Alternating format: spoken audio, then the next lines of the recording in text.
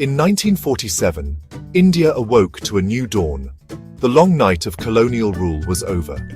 We were finally masters of our own destiny. But you know, the world outside was a turbulent place. The shadow of the Second World War still loomed large. Powerful nations were drawing lines in the sand. They formed rival blocs, fueled by mistrust and ideology. It would have been easy to be swept up in this current of fear and division, to seek shelter in one camp or the other.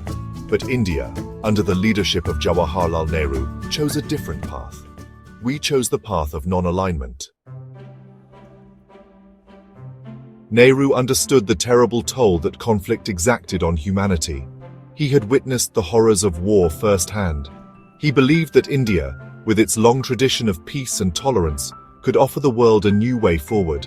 This was the driving force behind India's foreign policy, to promote peace and cooperation between all nations. But peace, Nehru knew, could not come at the cost of freedom. India would not be a pawn in someone else's game.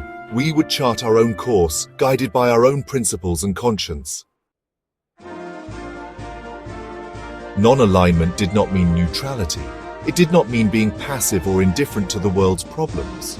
On the contrary, it meant engaging with the world with greater vigor and purpose. It meant raising our voice against injustice and oppression wherever we saw it. It meant working tirelessly to bridge divides and build a more just and equitable world order.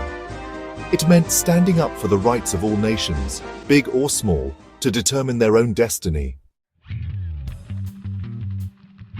The spirit of non-alignment resonated far beyond India's borders.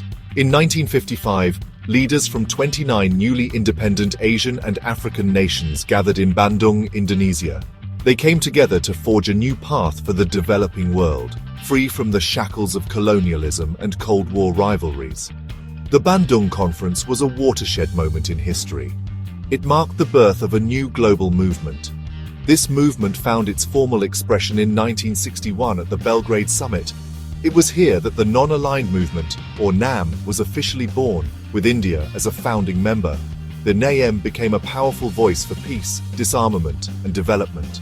It provided a platform for developing countries to make their voices heard on the global stage. It championed the cause of decolonization and fought against apartheid in South Africa.